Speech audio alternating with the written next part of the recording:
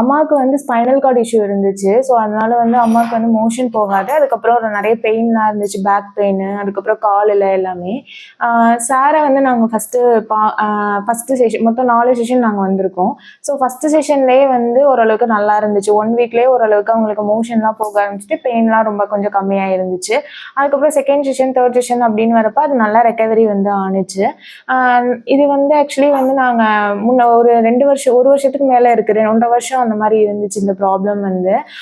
நாங்கள் வந்து எங்களுக்கு இதுதான் ப்ராப்ளம்ங்கிறதே கண்டுபிடிக்கிறதுக்கே ரொம்ப நாள் ஆச்சு. ஒரு 6 மாதம் ஆச்சு என்ன ப்ராப்ளம்னே கண்டுபிடிக்க முடியல. அதுக்கப்புறமா நாங்கள் கண்டுபிடிச்சதுக்கப்புறமா இதுக்கு வந்து ஆப்ரேஷன் தான் பண்ணணும்னு சொன்னாங்க. ஆப்ரேஷன் பண்ணாலும் சக்ஸஸ் ஆகிறது ரொம்ப ரேரு அப்படின்னாங்க. இது வந்து ஸ்பைனல் கார்டு அப்படிங்கிறதுனால நாங்கள் ரொம்ப பயந்தோம்.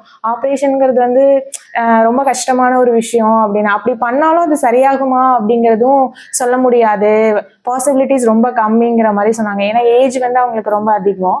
அதனால வந்து சர்ஜரியுமே வந்து பாசிட்டிவாகவும் இருக்குமா அப்படின்னு தெரியல. செலவும் நிறைய ஆகும், 5 lakhs அந்த மாதிரி சொன்னாங்க. ஸோ அப்போ ரொம்ப கஷ்டமா இருந்துச்சு. ரொம்ப ஃபீல் பண்ணோம், என்ன பண்ணுறதுனே தெரியல. ஸோ அதுக்கப்புறம் தான் வந்து நாங்கள் அங்கே இங்கேன்னு சொல்லிட்டு நிறைய டைப் ஆஃப் மெடிசன்ஸ் வந்து ட்ரை பண்ணோம். இந்தியன் மெடிசன், அலோபதி எல்லாமே ட்ரை பண்ணோம். ஆனால் அது எதுவுமே க்யூர் ஆகலை. ஸோ அதுக்கப்புறம் இங்கே வந்ததுக்கப்புறம் தான் ஓரளவுக்கு நல்லா க்யூர் ஆகிடுச்சு. அது வந்து எங்கள் எல்லாருக்குமே ரொம்ப ஹாப்பியாக இருந்துச்சு.